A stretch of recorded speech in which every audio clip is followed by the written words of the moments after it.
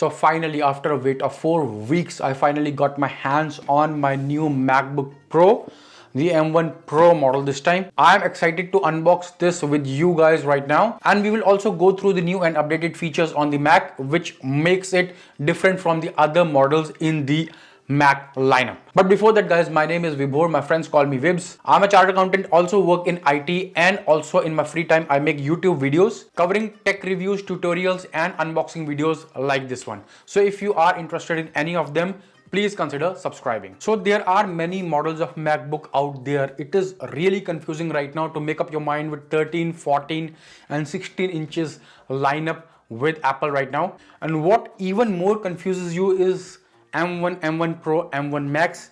On top of that, you have got 16 GB, 32 GB or 64 GBs of RAM, 8 core CPU, 16 core GPU. I mean, there are so many jargons right now out there. What I have taken is the base model M1 Pro Mac. It comes with 8 core CPU, 14 core GPU, 16 GB of unified memory, which we call RAM, and also on top of it 512 GB of SSD. That's more than enough for me, and this is what actually I believe most people would be interested in. So in the box we get this all new MacBook redesigned. We will look at it in a second. With that, we get some documentation. We get the beautiful black Apple stickers this time. Guys, with base model we get the 67-watt charging brick, but then Apple recommends a 96-watt charging if you really want a fast charging on your Mac. So that is what I chose. While purchasing the MacBook, you can actually choose if you want to upgrade your charging brick. So that's what I have upgraded. So in the box, we get the 96-watt charger. With that also comes a welcome change this time for some. MagSafe is back, guys. So I still remember in 2013, I had a MacBook Air. I still have that. My son uses it. That has got a MagSafe charger, but then they took it off in around 2015, 2016, something like that. But now they are back with the MagSafe. Some people like it, some people don't like it.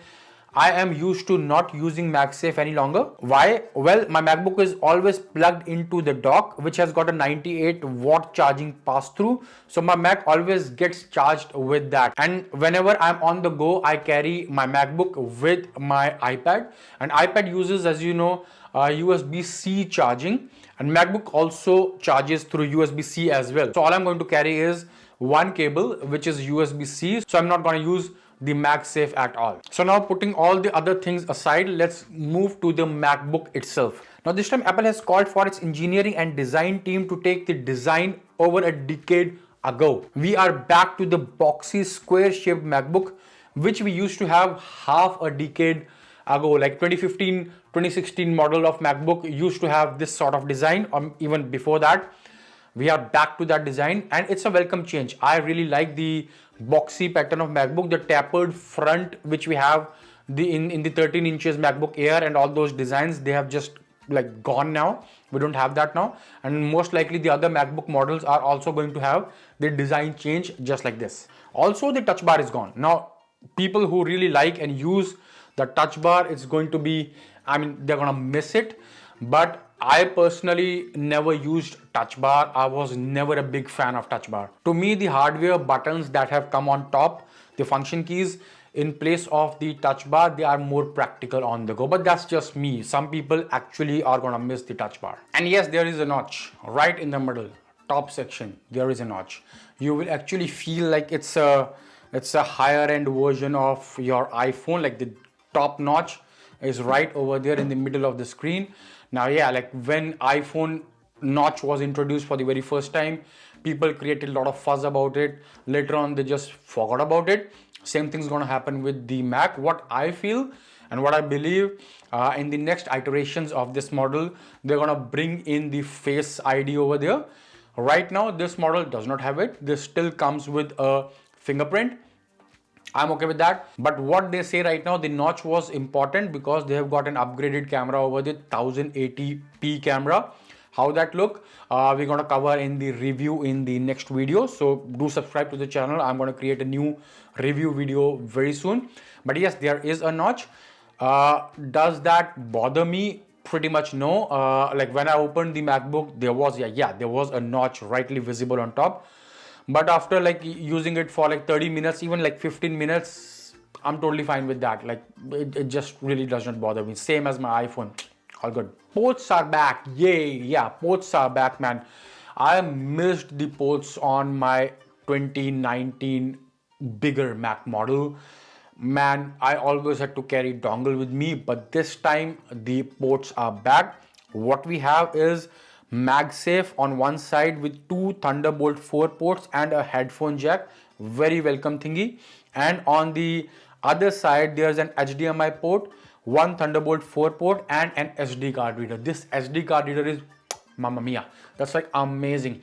For video creators, we always had to carry a dongle with us because there's a tons of footage which we create. Like I take like a lot of shots whenever I'm anywhere. I carry so much like stuff with me, not essentially for YouTube videos, but for my personal memories. Wherever I go, I just keep on clicking random shots and make random videos of my family, and everywhere I had to transfer them to the Mac, and I had to carry those dongles and stuff.